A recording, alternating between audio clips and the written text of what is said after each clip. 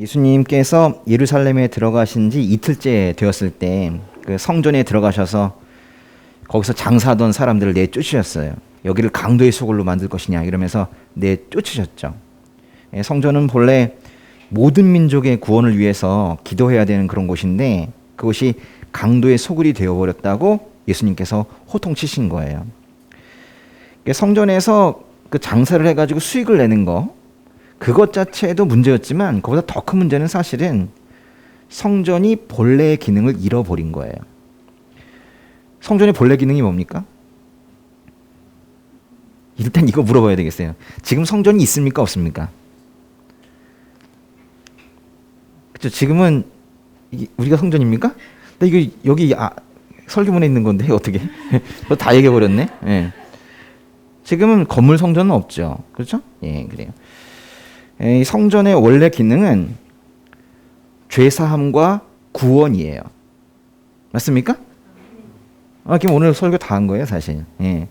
원래 성전의 기능은 죄사함과 구원이에요. 그런데 그 기능을 상실해버린 그런 성전이라면 차라리 없어지는 게 낫다. 이렇게 예수님께서 말씀하신 거예요. 이게 뭐든지요, 제도화되는 게 문제예요. 사람들은 성전이 제도화되고 그 안에서 많은 전통이 만들어지자 그것을 따르느라 급급한 거예요. 그래서 성전의 본래 기능이 뭐였는지도 가물해지는 거죠. 뭐 그런 거 있잖아요. 사람들 모여가지고 막 먹고 마시고 막 떠들고 놀다가 참 우리 왜 만났지?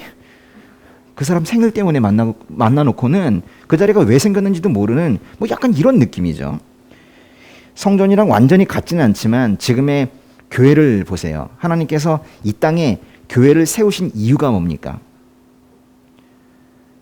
예수님을 보내시고 우리 마음속에 성령님을 내주하게 하신 이유도 다 같은 이유예요. 뭐예요? 구원이죠. 그러니까 이 구원이 없이 그냥 시끄럽기만 한 그런 교회가 만약에 있다면 그것은 하나님 마음 아프게 하는 교회예요. 교회는 친교 부차적인 거예요. 교회는 어떠한 다른 것도 다 부차적인 거예요. 오로지 구원을 위해서 이 땅에 세우신 것이 바로 교회입니다. 예수님이 지금 성전에서 말씀하시는 것은 어려운 게 아니에요. 성전의 본래 기능은 구원인데 왜 여기서 장사나 하고 있냐 이거예요. 이렇게 자신들의 본질의 문제를 건드리자 그 대제사장들과 율법학자들은 오히려 예수를 죽일 방도를 궁리하기 시작했어요. 마가복음 11장 18절의 표현, 예수를 죽일 방도라는 말을 보시면은 그 성전 정화 사건이 예수님을 단번에 요주의 인물, 즉 위험한 인물로 만들어 버렸다는 걸 알 수 있어요. 그리고 이제 하루가 지났습니다. 이제 예수님은 예루살렘의 기득권층과 본격적으로 대립하기 시작해요. 예수님이 예루살렘 성에 들어서서 이 성전은 무너질 것이다 라고 예고한 마가복음 13장의 1절과 2절까지는 모두 예수님과 예루살렘의 기득권층이 대립하는 이야기예요. 예수님은 형식적인 종교생활만 남고 하나님에 대한 사랑은 없는 그런 현실을 꾸짖으셨고 아무리 해도 가망이 없는 이 죄인들의 구원을 위해서 자신을 내던지기로 작정을 하신 거예요. 타락한 이 세상에 도전을 하시면서 새로운 구원의 방식을 제시하신 거예요. 예레미야서 강해를 혹시 들으셨나요? 거기 보시면 새 언약이라는 그 내용이 있죠. 그 새 언약을 성취하시기 위해서 예수님께서 말 그대로 갈라디아서 2장 20절의 말씀대로 자신의 몸을 내주신 거예요. 예수님의 언행은 생각해보면 매우 상식적인 거예요. 예수님은 잘못된 것을 고치고 부족한 것은 채우고 그러기 위해서 오신 분이거든요. 잘못된 것은 고쳐야 되지 않겠습니까? 부족한 건 채워야 되지 않겠습니까? 그걸 하러 오신 분이 바로 예수님이세요. 그런데 그때마다 그 도전에 맞서는 인물들이 생긴 거예요. 우리 항상 좋은 일 하려면 선한 일 앞에는 꼭 대적자들이 있기 마련인데요.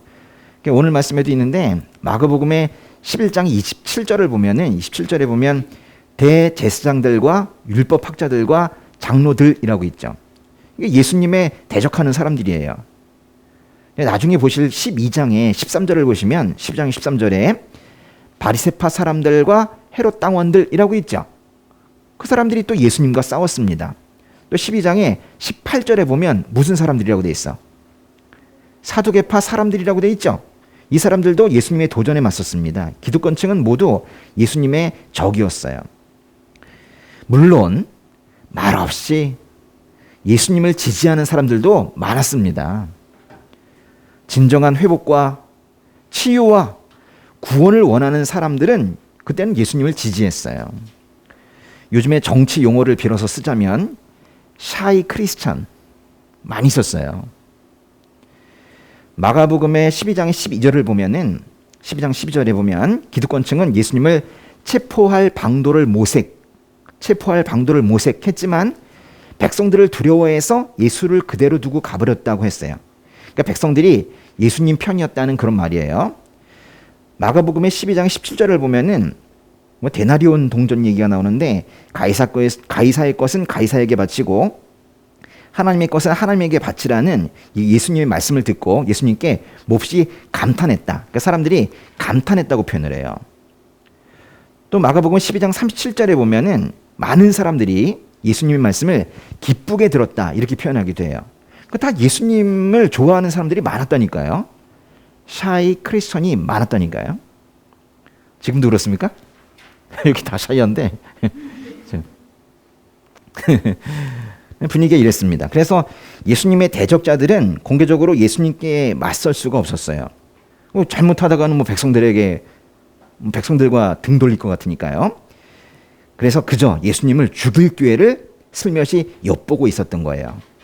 그런데요, 지금 이런 대립 있죠. 예수님이랑 그 기득권층의 대립이 일어난 장소는 모두 성전이에요. 그러니까 성전 안에서 이러한 대립과 싸움이 일어났던 거예요.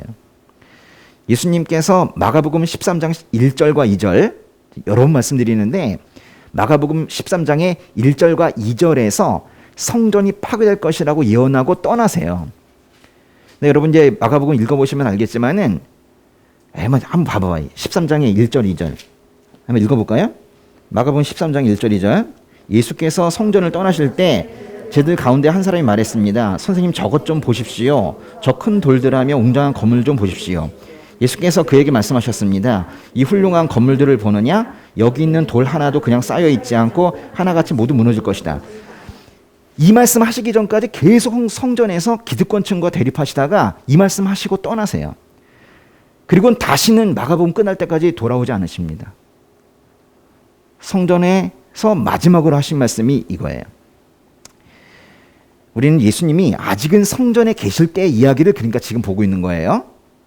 오늘 말씀 한번 읽어보도록 하겠습니다. 네, 마가복음 11장의 마지막 부분인데 마가복음 11장의 27절과 28절 일단 두 절 읽어보겠습니다. 시작.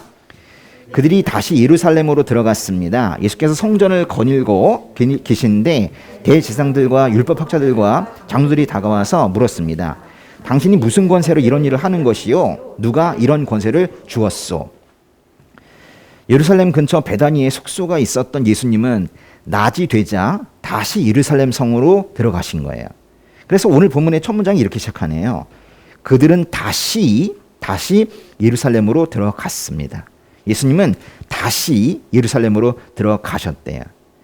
예루살렘에 들어가실 때마다 이렇게 예루살렘이라는 명칭을 꼭 언급하는 걸 보면 예루살렘 이곳에서 뭔가 중요한 일이 일어날 것만 같아요. 사실 예루살렘은 예수님이 몇 번이나 당신이 십자가에 못 박힐 곳이라고 그렇게 말씀하신 곳이기도 합니다. 그 다음 문장은 이렇게 시작을 하는데요. 예수께서 성전을 거닐고 계시는데 예수님께서는 전날에 성전을 깨끗하게 하셨어요. 장사하는 사람들 내쫓았습니다. 그리고 이제 조용해졌겠죠. 그리고 지금 그곳을 거닐고 계시는 거예요. 장사하는 사람들을 모두 내쫓고 그야말로 고요해지고 깨끗해진 그런 성전을 거닐고 계시는 그런 예수님을 한번 생각해 보세요. 예? 성전에 사람들 왁자지껄 했는데 다 없어졌어. 이렇게 걸어가시는 거예요. 응? 아버지의 집을 지키는 아들의 모습처럼 든든하고 여유 있게 그렇게 이제 가고 계시는 거예요. 그러나 예수님이 거닐고 계시는 그 성전은 결국 무너질 거예요. 우리 아까 읽어봤잖아요. 그리고 새로운 성전이 생길 겁니다. 그 새로운 성전은 사람들이 실제 지금 벽돌을 쌓으려고 준비하고 있는 제3성전이 아니에요. 에스겔이 말씀으로 그렸던 그 성전이 우리 마음속에 오는 거죠. 여러분 에스겔 성전 혹시 아십니까? 에스겔 성전을 모르시면은 에스겔 한번 읽어보시면 되겠죠. 이게 아주 길게 되어 있기 때문에 근데 제가 에스겔 성전을 거기 말씀 그대로 한번 그려본 적이 있어요. 어떻게 생겼나. 참으로 논리적이지 않은 말씀으로 되어 있는데 그걸 갖다가 어떻게든 그려보려고 노력을 한 적이 있었어요. 그런데 나중에 보니까 그것이 우리 마음속에 있다는 거예요. 응? 눈에 보이는 성전은 무너질 거다. 우리 마음속에만 성전이 있을 것이다. 이렇게 예수님께서 말씀을 하신 거예요. 여러분 성전의 본래 목적은 선한 거예요. 하나님께서 왜 성전을 처음에 만드셨어요? 아까도 말씀드렸듯이 죄사함과 구원 때문이에요. 그게 선한 거잖아요. 죄사함을 위한 제사를 지내기 위해서 사실 성전을 만든 거예요. 제사 지내려고 성전 만든 거죠. 그러나 사람들은 성전을 숭배하기 시작했어요. 이건 좀 문제가 있잖아요. 성전은 하나님의 임재 때문에 그리고 죄사함 때문에 그래서 제사를 지내는 곳이고 섬기는 곳이었는데 섬기다 보니까 성전 자체를 섬기는 거예요. 이런 걸 뭐라고 하냐면 우상숭배라고 그래요. 이건 큰일 날 일입니다. 성전이 우상화되더니 예수님 시대에는 급기야 그 성전마저도 심지어는 장사하는 사람들로 가득 차는 그런 타락한 곳이 되고 만 거예요. 요한계시록과 고린도전서에서 말한 대로 예수님이 성전이시며 그 예수의 영이 들어와 있는 우리 믿는 자들의 몸이 바로 성전이에요. 여러분은 자신이 하나님의 성전인 것과 하나님의 성령께서 여러분 안에 계시는 것을 알지 못합니까? 라고 묻는 고린도전서 3장 16절의 말씀을 우리는 잊어서는 안 돼요. 고린도전서 3장 16절이 뭐라고 하고 있다고요? 우리 몸이 성전이다 이렇게 말하고 있는 거예요. 또 이 안에 하나님의 성령께서 계시다라고 말하는 거예요. 우리 안에 성령께서 하신다면 바로 우리의 몸이 성전인 거예요. 예수님이 성전을 거닐고 계실 때, 그 건물 성전을 거닐고 계실 때 대제사장들과 율법학자들과 장로들이 달려왔어요. 예수님께서 성전을 정화하실 때 예수님께로 달려왔던 사람들은 대제사장들과 율법학자들이었거든요. 미묘한 차이가 있어요. 그런데 오늘 또 달려온 사람들 보니까 거기에 장로들이 추가되었어요. 장로들은 공회에서 영향력 있는 평신도 지도자들을 말하는데 이제 그들까지 모이게 된 거예요. 누가 왔다고요? 대제사장들과 율법학자들과 그리고 장로들이 왔다고요. 근데 대제사장은 원래 한 명이거든요. 근데 왜 복수로 돼 있죠? 그러니까 예전에 한번 얘기한 적이 있어요. 그죠? 이 현직 대제사장 가야바와 전직 대제사장 안나스 이 모두 다 온 거예요. 아주 중요한 일이라고 생각하고 전직 현직 대제사장이 다 온 거예요. 그리고 번역마다 그 서기관이라고도 번역하기도 하는 율법학자들이 또 왔고 그리고 장로들이 모였습니다. 이 사람들이 모두 산헤드린 공회의 지도청을 구성하는 그런 사람들이에요. 산헤드린 공회, 이스라엘에서 가장 권위가 있는 그런 종교회의를 산헤드린 공회라고 합니다. 대제사장이 그 의장인 그 산헤드린 공회는 대제사장, 율법학자들 그리고 장로들로 구성이 되어 있어요. 그러니까 딱 오늘 온 사람들이 그 사람들이 바로 산헤드린 공회의 회원들이에요. 모두 71명, 71명의 회원으로 구성이 되어 있어요. 이들의 권한은 막강했어요. 산헤드린은 로마가 정해준 한계 내에서 모든 종교적인 문제뿐만이 아니라 여러 정치적인 쟁점에 대해서도 그 권위를 가지고 있었어요. 산헤드린 공회원은 요즘 보는 그 국회의원보다 더 권력이 컸어요. 그런데 예수님께서 이 기득권층의 율법주의와 그 형식적인 종교 생활로는 결코 구원을 받을 수 없다 이렇게 말씀하셨고 그러니까 그 사람들이 가만히 있지 않은 거예요. 그렇게 열심히 해봤자 구원이 안 된다 이렇게 말씀하신 거예요. 그러니까 그들이 묻습니다. 당신이 무슨 권세로 이런 일을 하는 것이요? 누가 이런 권세를 주었소? 이렇게 묻는 거예요. 이런 일이 뭐예요? 이런 일이. 성경에 이런 일이 뭔지는 명확하게 나와 있지는 않지만은 아마도 예수님께서 가르치신 거, 또는 그 전날에 성전을 정화하신 거, 또는 그 전날에 왕의 모습으로 예루살렘 성에 들어오신 거, 이런 것들을 다 합쳐서 어떤 일 이렇게 말하고 있을 것 같아요. 그러니까 당신은 무슨 권세로 성전에서 사람들을 가르치고, 무슨 권세로 성전에서 장사하는 사람들을 내쫓이고, 무슨 권세로 왕처럼 예루살렘에 입성했느냐, 이렇게 묻고 있는 거죠. 여기서 권세라는 말을 쓰고 있는데, 권세, 권위, 자격, 여러 가지 표현으로 쓸 수 있을 거예요. 다 같은 의미입니다. 도대체 무슨 자격으로, 무슨 권위로 이렇게 한 것이냐, 이렇게 묻고 있는 거죠. 무슨 권세로 이런 일을 하느냐는 질문과 사실 누가 이런 권세를 당신에게 주었느냐라는 질문은 같은 건데요. 이 사람들이 이렇게 물은 거는 사실은 예수님이 그들이 생각하는 그 권세를 가지고 있지 않다고 생각하기 때문이에요. 아니, 무자격자가 지금 왜 이런 권한 행사를 하지? 이렇게 얘기하고 있는 거죠. 사실 모인 사람들은 그들이 성전의 권세자였기 때문에 예수님은 지금 자신들이 준 적도 없는 그런 권한을 행사한다고 생각한 거예요. 좀 잘 생각해 보세요. 이게 지금 얼마나 지금 우스운 말이냐면, 이 성전 안에서 이 성전의 권세를 가지고 있는 사람들은, 그런 사람들은 대제사장, 율법학자, 그리고 장로들인데, 그들은 내가 예수에게 아무런 권한도 주지 않았는데 예수가 권한을 행사하고 있다, 이렇게 얘기하고 있는 거예요. 지금 여기에 문제점이 뭐예요? 아니, 이 사람들이 정상이었다면 최소한 하늘에서 권세를 줬냐 안 줬냐 이렇게 물어봐야 되잖아요. 근데 이 사람들은 생각하기를 자신들이 권세를 주지도 않았는데 어디 감히 이렇게 얘기하고 있는 거죠. 지금 이게 처음부터 지금 사실 문제가 많이 있어요. 만약에 대제사장들이나 율법학자들, 장로들이 정상이라면 그렇게 묻지는 않았을 거예요. 그리고 그들이 이런 질문을 했던 근본적 이유는 사실은 예수님이 대답을 하다가 말실수를 해서 예수님이 재판에 넘겨질 만한 증거를 만들기 위해서였어요. 그들이 예수님께 무슨 권세로 이 일을 하냐고 물었을 때 예수님이 만약에 신성 모독의 발언을 했다면 그들로서는 오케이죠. 예수님이 신성 모독의 발언만 하면 그거 가지고 재판에 가려고 옳다코나 하는 거예요. 그들은 이미 예수님을 죽일 궁리를 하고 있었기 때문에 예수님이 스스로 잘못된 대답을 하기를 바라고 있었어요. 그런데 예수님께서 어떻게 대답하시나 보세요. 마가복음 11장이 29절과 30절입니다. 시작. 예수께서 대답하셨습니다. 나도 한 가지 물어보겠다. 대답해보라. 그러면 내가 무슨 권세로 이런 일을 행하는지 말해주겠다. 요한의 세례가 하늘로부터 왔느냐 사람으로부터 왔느냐 말해보라. 예수님은 질문에 대해 직접적으로 대답하시는 것이 아니라 사실 반문을 하고 계시죠.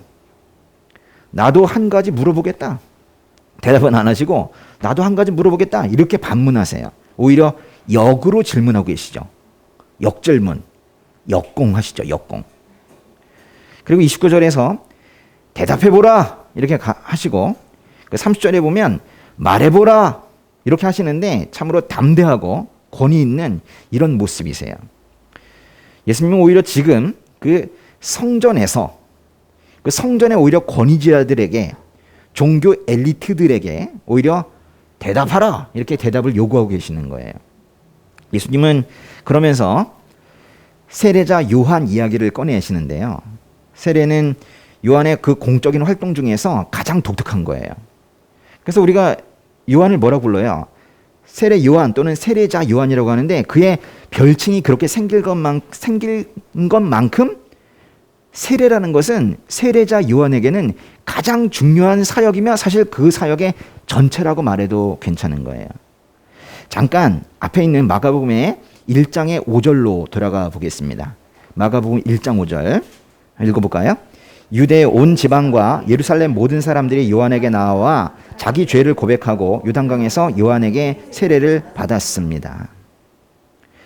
요한의 세례가 유대와 예루살렘에 미친 영향이 이렇게 컸어요. 아주 지대했습니다. 그리고 요한은 사실상 세례만 베푼 것이 아니라 성경의 마지막 예언자예요. 마지막 선지자예요. 하나님께서는 구약 성경을 통해서 이사야, 호세아, 예레미야 이런 많은 예언자들을 보내셨고 마지막으로 신약을 시작할 때 세례자 요한을 보내신 거예요. 그런데 요한이 정말 마지막이라고요. 요한이 왜 마지막입니까? 이제는 선지자를 즉 예언자를 보낼 필요는 없으니까요. 이제는 아들을 보내면 되는 거거든요. 예언자의 끝은 세례자 요한이다. 그가 길을 열었을 때 그 다음에 그 길로 아들이 오신다. 이게 성경이 말하고 있는 거예요. 세례자 요한은 매우 중요한 역할을 하는 인물임이 틀림없어요. 그러나 자신은 주의 길을 예비하는 사람에 불과하고 자신은 주님의 신발끈을 풀 자격도 없다고 말해요.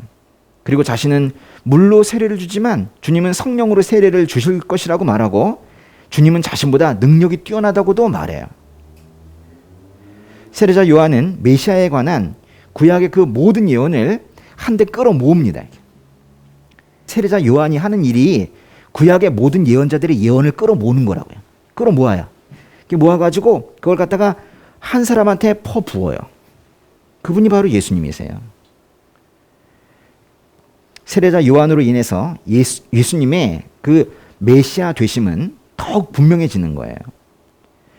세례자 요한은 예수님의 길을 예비하는 꼭 필요한 인물입니다. 그러니까 만약 그들이 요한의 권위를 받아들인다면 당연히 예수님도 받아들여야 하는 거예요. 세례자 요한은 혼자로는 의미가 없는 사람이거든요. 세례자 요한이 길을 열었을 때 그 길로 오시는 분이 분명히 있기 때문에 가치가 있는 거예요. 그러니까 요한을 인정하면 예수님도 인정하게 되는 거예요.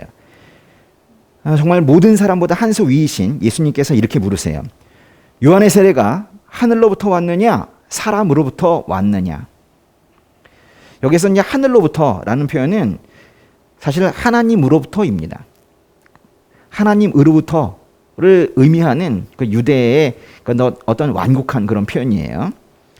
그 권세의 기원이 하늘에 있다면 성공할 것이지만 만약에 그 기원이 사람에게 있다면 그것은 분명히 실패한다. 뭐 이런 얘기예요. 여기에 종교 지도자들이 어떻게 답하는지 보겠습니다. 마가복음 11장에 31절부터 33절까지 마지막까지네요. 읽어보겠습니다. 그들은 자기들끼리 의논하며 말했습니다. 만약 우리가 하늘로부터 왔다라고 하면 저 사람이 그러면 왜 요한을 믿지 않았느냐라고 할 것이다. 그렇다고 해서 사람으로부터 왔다라고 할 수도 없지 않는가. 많은 사람들이 요한을 진정한 예언자로 믿고 있었기 때문에 그들은 백성들이 두려웠던 것입니다. 그래서 그들은 예수께 잘 모르겠소 라고 대답했습니다. 예수께서 말씀하셨습니다. 그렇다면 나도 무슨 권세로 이런 일을 하는지 너희에게 말하지 않겠다. 예수님이 반문을 하시자 그들은 자기들끼리 의논했다고 하는데요. 자기들끼리 의논했대요. 진리가 무엇인지는 상관없이 오직 살아갈 방도를 찾으려고 하는 사람들은 이렇게 자기들끼리 의논해요. 이 땅에 비겁한 사람들이 늘 하는 행동이 바로 자기들끼리 의논하는 거예요. 진실이 뭔지 진리가 뭔지 별로 중요하지 않아요. 자기들끼리 의논하는 거예요. 지금 뭔가 상황을 모면해 보겠다는 거예요. 이 상황만 잘 피해보면 된다는 거예요. 21세기인 지금도 어떻게 대답하면 이 어려운 상황을 모면할 수 있는지 의논하는 사람들이 그런 사람들이 태반이에요. 그러나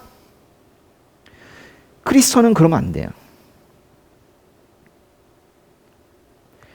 크리스천은 진리를 향해서 뚜벅뚜벅 걸어가는 그런 사람들이지 오직 피할 방법을 찾기 위해서 의논하는 그런 비겁한 사람들이 아닙니다. 맞습니까?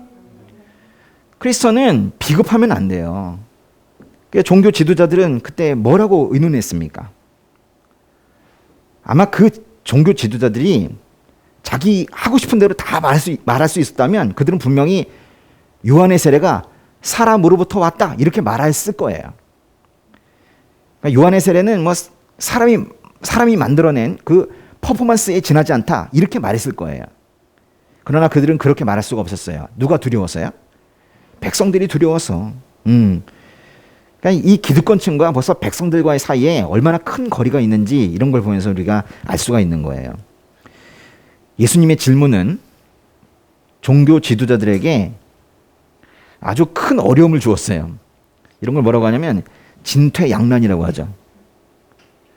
딜레마. 진퇴양난에 빠지고 딜레마에 빠졌어요. 세례 요한의 세례가 사람에게서 왔다고 말하려니까, 즉 세례 요한의 세례는 실패했다고 말하려고 하니까 사람들이 두려운 거예요. 그러나 세례 요한의 세례를 하늘로부터 왔다고 인정하려니까 세례자 요한과 예수님이 너무 직접적으로 연결이 되어 있는 거예요. 예수님을 주라고 부른 요한, 마가복음 1장에 가면 그렇게 부르고 있어요. 예수님을 주라고 부른 이 요한을 인정하면 예수님도 당연히 인정해야 한다 하는 그런 상황이었던 거예요. 그래서 그들은 역공을 받는 것보다는 차라리 대답을 포기하는 게 낫겠다 뭐 이렇게 생각을 한 거예요. 그래서 그들이 뭐라고 대답해요? 뭐라고요? 예수님이 한국말 하세요? 우크, 오이다멘 이렇게 했을 거예요. 그죠? 네, 잘 모르겠어 이렇게 대답했겠죠. 이건요, 아니 알면 알고 모르면 모르는 거지 왜 잘 모르겠어. 그거는 요한과 관련된 영적인 일들을 분별할 능력이 없다는 걸, 즉 하나님의 백성의 지도자들이 될 자격이 없다는 것을 스스로 인정하는 거나 마찬가지인 거예요. 그러자 예수님도 그럼 나도 대답 안 해 이렇게 말씀하셨죠. 뭐 거기 들게 돼 있지만 그거예요. 니들이 말 안 하면 나도 말 안 해 뭐 이렇게 말씀하신 거예요. 이거는 그저 상대방이 어떻게 말한 것을 되받아치는 것 이상이에요. 종교 지도자들이 요한과 관련한 하나님의 방식에 대해서 분별력이 없다면 예수님의 권위의 원천에 대해서도 분별할 수 없을 것이 분명하기 때문에 이 사람들에게 더 이상 말을 할 필요가 없다는 그런 뜻이에요. 말해봤자 못 알아듣는다는 거예요. 그래서 말씀 안 하신 거예요. 니들이 말 안 하면 나도 말 안 해 이래가지고 삐침으로 그렇게 하는 게 아니에요. 사실 근데 그럼 나도 대답 안 한다 이렇게 말씀하셨지만 대답하신 거나 마찬가지예요. 뭐라고 말씀하신 거라고 보면 돼요. 요한의 세례는 하늘로부터 왔다. 그리고 그 요한은 예수님의 앞길을 예비하는 사람이다. 이걸 지금 말씀하시려는 거예요. 사실 예수님은 이제껏 말씀과 행동으로 예수님의 권위가 하늘로부터 왔다는 것을 이미 많이 보여주셨어요. 예수님은 하나님 나라를 선포하시고 병든 자를 고치시고 귀신들을 내쫓으시고 죄를 사하시고 죽은 자를 살리시고 바다를 잠잠케 하시고 물 위를 걷는 그런 권세를 보여주셨어요. 이런 어떤 기적들 자체가 모두 예수님의 권위가 하늘로부터 왔다는 것을 보여주는 거예요. 그리고 세례 받으실 때 또 산 위에서 변모하실 때 하늘에서 음성이 들려왔죠. 하나님 아버지로부터 이는 내 사랑하는 아들이다. 그의 말을 들어라. 이런 음성이 들려왔단 말이에요. 예전이나 뭐 지금이나 이 본론이 있는 사람들은 예수님을 볼 수 있지만은 이스라엘 종교 지도자들처럼 눈이 가려져 있는 사람들은 결코 예수님을 볼 수 없어요. 이건 상당히 슬픈 이야기이기도 합니다. 볼 눈이 있는 사람들은 예수님을 볼 수 있지만 볼 눈이 없는 사람들은 예수님을 못 봐요. 만날 수도 없어요. 그의 음성을 들을 수도 없습니다. 당연히 기도 안 하죠. 그러니까 참 세상을 이렇게 나누는 것이 안타깝지만 어쩔 수가 없는 거예요. 그의 음성을 듣고 그를 볼 수 있는 사람, 그의 말씀을 들을 수 있는 사람이 있는 반면 전혀 그렇지 못한 사람들이 이 같은 땅 위에 같이 살고 있는 거예요. 이 세상에는 자신의 시야가 가려져서 보이지 못하는 것이 있을 때 그걸 그냥 부정하고 마는 그런 어리석은 사람들로 가득 차 있어요. 안 보이니까 안 믿는다는 거예요. 자기만 못 봤는데 내 눈에 안 보이니까 그거는 없다는 거예요. 이런 사람들이 많아요. 오히려 그래서 옆에 있는 그 볼 눈을 가진 사람들이 답답함을 가지고 그 사람들을 보게 돼요. 그 중에는 뭐 어떤 사람들은 답답하지만 그래도 꼭 참고 전도해야겠다 뭐 이렇게 생각하겠죠? 어떤 사람들 뭐라 그래요? 그러면 안 되는데 지옥이 나가라 뭐 그랬지? 그런 사람들 구해야 되는 거예요. 그죠? 그렇지만 참아야 되는 게 있는 거예요. 얼마나 답답해. 예? 나는 만나고 있고 그분의 음성을 듣고 그분을 따라가고 그분을 나의 주인으로 삼아서 그렇게 살고 있는데 전혀 보이지 않는다고 부정하는 그 사람들을 위해서 우리는 뭔가를 해야 되는 거예요. 참아야 되고, 네? 일단 마음을 열어야 되니까, 네? 말씀을 집어넣기 전에 마음을 열어야 되잖아요. 그 다음에 나중에 또 말씀을 또 넣어야 되니까. 그때도 우리의 또 담대함이 필요하잖아요. 우린 또 왜 이렇게 또 말을 못해 또, 그죠? 또 그걸 또 넣어야 되고. 시간이 좀 걸리는데, 우리 인생이라는 게 계속 그거예요. 그죠? 믿지 않는 자들에게 말씀을 넣어주는 거. 그게 우리가 할 일인 거죠. 사실 오늘 이야기는 한마디로 권위에 대한 거예요. 권위. 겉으로 드러난 것은 세례자 요한에 대한 것이었지만 결국 예수님의 권위, 예수님의 권세를 말하고 있는 겁니다. 우리가 예수님의 권위를 말할 때 사실은 마가복음 2장의 이야기를 빼놓을 수가 없어요. 마가복음 2장에 무슨 얘기 나오게요? 갈릴리 가버나움에서 있었던 일인데요. 많은 사람들이 모여 있었어요. 그때 4사람이 한 중풍 환자를 데리고 예수님께 왔습니다. 지붕을 뚫고 구멍을 내고 중풍 환자를 자리에 눕힌 채 달아내립니다. 그때 예수님이 이 환자에게 뭐라고 하셨어요? 알바시카라 하실라? 병이야 나아라? 이러셨나요?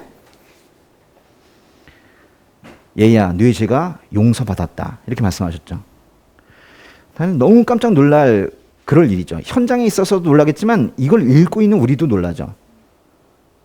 뭔가 방언하시면서 이 사람을 치유할 줄 알았는데 그런 말씀이 아니라 내 죄가 용서받았다. 이렇게 말씀하세요. 마가복음 2장 5절이죠. 그렇죠? 율법학자들이 속으로 부글부글 하는 것을 보시면서 예수님께서 또 뭐라고 하시는지 보세요. 2장 10절인데요.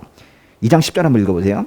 인자가 땅에서 죄를 용서하는 권세가 있는 것을 너희에게 알려주겠다. 그래요. 그러니까 예수님의 권세 중에 죄를 용서하는 권세, 이게 바로 복음의 핵심이에요. 예수님은 죄를 용서하실 수 있으세요. 지금 아멘 하셨습니까? 주님이 우리의 죄를 용서하실 수 있다. 아멘. 맞는데 사실 저는 이 사실을 받아들이기까지 참으로 거센 몸부림을 해야 했어요. 나 같은 죄인을 예수님이 십자가에서 죽어서 그 대가를 치른다는 것을 저는 받아들이기가 쉽지 않았었어요. 아니, 나의 죄의 문제는 내가 해결을 해야지 그걸 왜 예수님이 해결하시는가, 뭐 그런 생각을 했던 거죠. 그런데 이제 새벽에 비가 내리던 어느 날 새벽 예배에 가는데 나 같은 죄인 살리신 주 은혜 놀라워, 이 찬양이 입에서 막 나오는 거예요. 나 같은 죄인 살리신 주 은혜 놀라워. 비인지 눈물인지 모르게 막 울면서 그날 참 많이 울었네요. 예배당에 가서 앉아가지고 정말 까도 계속 나오는 정말 양파 같은 나의 죄성을 보면서 그냥 주님 앞에 저를 그냥 다 내어놓을 수밖에 없었어요. 그 이전에 했던 생각들 있죠. 나의 죄를 왜 다른 분이 용서한다고 그래? 그런 생각이 하나도 안 들더라고요. 그건 정말로 사치한 얘기였어요. 저는 저의 죄의 문제를 해결할 수가 없어요. 전 그런 사람이었어요. 죄인은 죄인의 죄를 해결할 수가 없습니다. 그거는 물에 빠진 사람이 함께 물에 빠진 사람을 구해주지 못하는 거랑 같아요. 둘 다 죽어요. 누군가 밖에서 물에 빠진 그 사람에게 밧줄이나 뭐 지팡이 이런 것들을 내밀어서 물 밖으로 나와야 하는 거예요. 맞습니까? 그런데 세상 사람 중에는 그것을 할 만한 사람이 없어요. 그것을 하실 만한 권한을 가지신 분은 하나님이세요. 죄 용서의 권한은 본래 하나님께 주어진 것입니다. 생각해 보면은 이 땅에 세속 재판장들이 그 죄인들을 앞에 두고 죄가 있다 없다 땅땅땅 이렇게 하는 건 어떻게 보면 좀 우스운 일이에요. 이 땅의 재판장들은 정확합니까? 사실 그들도 정확하지 않고요. 점점 정확하지 않다는 게 요즘에 많이 보이는데 그들이 정확하려고 해도 문제가 있어요. 역시 그들은 죄인에 불과합니다. 그들은 죄 없으신 주님과 달라요. 그런데도요, 그들은 재판장의 권위, 권한을 가지고 있어요. 그거 누가 준 겁니까? 우리나라와 같은 이런 법치국가에서는 법과 제도가 그 사람에게 재판장이라는 권한을 주죠. 그렇게 법과 제도가 권위를 부여하면 그 권위를 행사할 수 있어요. 왕이 모든 권위를 가지고 있고 그 일부 지도층만 사법권을 행사하는 뭐 그런 옛날은 그때는 상상하기 어려운 그런 일이죠. 그러니까 권위라는 건요, 시대에 따라 다르고 누가 부여하느냐에 따라 달라지는 거예요. 사람들은 요즘에 사회적인 합의를 통해서 누군가에게 권위를 몰아주고 그 권위자의 말을 따르려고 합니다. 물론 우리는 요즘 권위의 위기의 시대에 살고 있어요. 그렇게 권위를 몰아주고 권위자의 말을 따르던 그런 분위기가 점점 퇴색되어 가고 있는 그런 분위기예요. 사람들이 그 권위를 무시하기 시작했기 때문입니다. 국가 위정자들의 권위와 학교 선생님들의 권위가 무너진 지 이미 오래되었고 가장의 권위도 무너진 지 오래되었어요. 참으로 안타까운 것은 그 아버지의 권위가 무너진 것을 당연시하는 그런 가정이 많이 있다는 사실이에요. 사람들은 이제 능력이 없으면 권위도 없어야 한다, 뭐 이렇게 말해요. 그렇지 않거든요. 쉽게 말하면 우리나라에는 무시당하는 가장들이 많이 있어요. 교회도 뭐 예외는 아닌 것 같아요. 그런데 이렇게 사회 곳곳에 권위가 무너져 있을 때 문제가 생기는 거예요. 사람들은 자신의 권위자의 말만 듣거든요. 저 사람이 나의 권위자이다 라는 생각이 들 때에만 그의 말을 듣고 자신의 행동을 수정해요. 자신의 권위자라고 인정하지 않으면 그 앞에서는 네네 뭐 이렇게 할지 몰라도 절대로 자신의 행동까지 수정하는 단계로는 가지 않습니다. 권위자의 말만 듣고 권위자의 말대로만 행동해요. 그런데 이제 그 권위가 붕괴되어 가고 있다니까요. 근데 권위가 사라지진 않아요. 근데 권위는 그럼 어디로 간 거예요? 그 무너진 권위는 어디로 간 거예요? 그러니까 여러분이 각자의 지금 세상 사람들의 그 권위자가 누구냐는 거예요. 정말 안타깝게도 자신이 되어 있는 거예요. 자신이. 자기가 자기의 권위자이고 자기가 자신의 주인이 되어 있는 거예요. 이제 사람들은 내가 나의 권위자이고 내가 나의 주인이 되어서 살아갑니다. 그러니까 이런 거예요. 자신이 틀렸다는 생각을 절대 하지 않아요. 전 제가 틀렸다는 생각을 많이 합니다.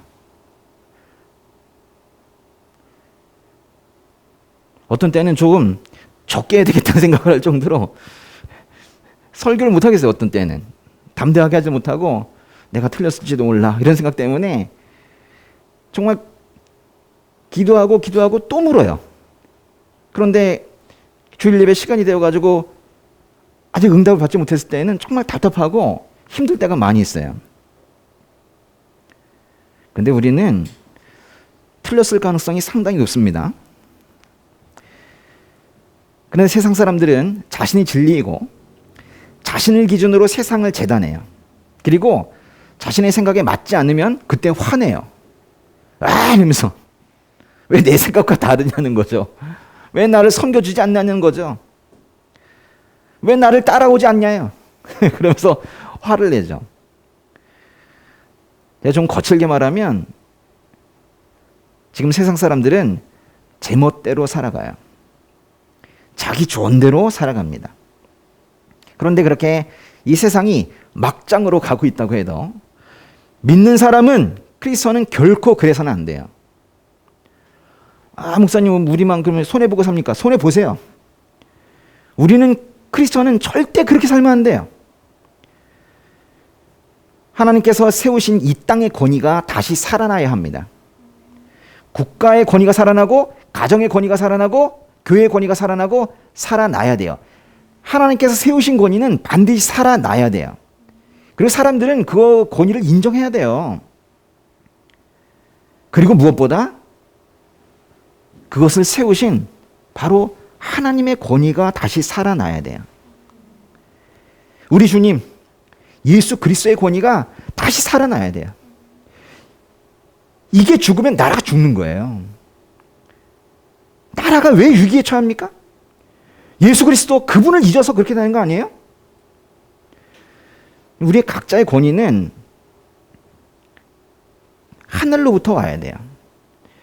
우리의 권위자는 궁극적으로 주님이셔야 돼요. 사람으로부터 온 권위로 무언가를 했다면 처음에는 뭐 잘 될지 모르겠지만 결국 실패합니다. 이건 요즘 표현으로 100%. 이건 무조건 실패하게 돼 있어요. 주변 사람으로부터 부여받은 권위도, 자신이 스스로 세운 권위도, 그런 것들은 안개와 같은 거예요. 다 사람이 만든 거예요. 사람으로부터 온 권위는 그 기반이 약해서 결국 무너집니다. 가장이 아무리 능력이 없어 보여도 하나님께 세우셨으면 인정해주고 따라야 돼요. 그럼 변화가 일어난다니까요. 그런데 계속 무시하고, 이게 사람 무시하는 것 같지만 사실은 하나님 무시하는 거거든요. 그러니 무슨 일이 생기겠냐고요, 그 가정에. 하나님께서 세우신 권위를 반드시 인정해야 돼요. 우리는 하늘로부터 온 권위를 따라야 합니다. 최소한 우리, 하나님께서 살리셔서 다시 살고 싶은 소망이 생긴 우리라면, 그런 인생이라면 우리의 모든 결정권을 주님께 다 드려야 되는 거예요. 주님, 저의 결정권을 주님께 드립니다. 저의 진로를 주님께 다 모두 맡겨드립니다. 주님, 결정하여 주시옵소서. 정말로 갈라디아서 말씀처럼 이제는 내가 사는 것이 아니고 내 안에 그리스도께서 사셔야 되는 거예요. 그러니까 크리스천들은 주님이 싫어하는 행동을 버젓이하면 안 되는 거죠. 근데 요즘 크리스천들은 참 담대한 것 같아요. 여호수아가 두려워하지 말라고 그랬는데 그걸 이상한 데 쓰잖아요. 담대하게 두려워하지 않고 죄를 지어버리는 잘못된 적용을 하고 있죠. 주님이 기뻐하실 만한 일을 그거를 해야 돼요. 사실은 주님이 기뻐하실 그럴 일만 하고 싶은 마음이 들어야 돼요. 근데 그건요, 그냥 되는 게 아니야. 그거는 주님을 권위자로 인정할 때만 드는 생각이에요. 주님이 진정 나의 권위자이다, 이런 생각이 들 때만, 그때만 주님 기뻐하실 그 일만 하고 싶어 해요. 맞습니까? 그렇게 되는 거예요. 그러니까 이게 행동의 문제는 두 번째 문제이고, 이 마음의 근원이 주님께 가 있는가, 나의 권위자를 누구로 삼고 있는가, 이거부터 우리가 점검이 돼야 되는 거예요. 그분을 나의 권위자로 인정을 할 때 그분이 세우신 이 땅의 여러 권위들도 사실은 인정하게 되고, 그분의 말씀도 우리가 따르게 돼 있는 거죠. 만약에 믿음이 흔들리는 분이 있다면은 그것은 우리 주님의 권위를 인정하지 않아서일 거예요. 믿음 키워달라는 기도, 참 귀한 기도이긴 한데, 저의 믿음을 키워 주시옵소서 이렇게 기도하기 전에 우리는 먼저 나의 권위자가 누구인지 확실하게 점검하는 그런 시간을 가져야 될 것 같아요. 기도하겠습니다. 네. 아버지 은혜 감사합니다. 내가 나의 주인이 되어서 책임도 못 지는 이런 인생을 그렇게 살아왔습니다. 아버지, 이제 저에게 남아있는 이 고집과 아집을 모두 내어버리고 오직 주님께 의지하며 나아가기로 이 시간 결단합니다. 아버지, 저의 주인이 되어주시고 저의 확실한 권위자가 되어주셔서 제가 감히 저의 권위를 주장하지 아니하도록 그렇게 인도하여 주시고 저의 모든 인생의 결정권과 진로를 주님께서 다 도맡으셔서 그렇게 하여 주시기 원합니다. 오직 아버지께서 기뻐하시는 그런 일만 하고 싶은 그런 마음이 제 안에서 들기를 원합니다. 이 마음이 죄로 인하여 유동치는 것을 더 이상 저 스스로도 두고 볼 수가 없습니다. 오직 아버지께서 기뻐하시고 즐거워하시는 그런 일을 할 수 있도록 제가 저의 권위자를 주님으로 제대로 인정할 수 있는 그런 이 시간이 되기를 원합니다. 제가 다시 마음의 문을 엽니다. 아버지, 저의 주인이 되어주시고 저의 권위자가 되어 주시옵소서. 예수님의 이름으로 기도드립니다. 아멘.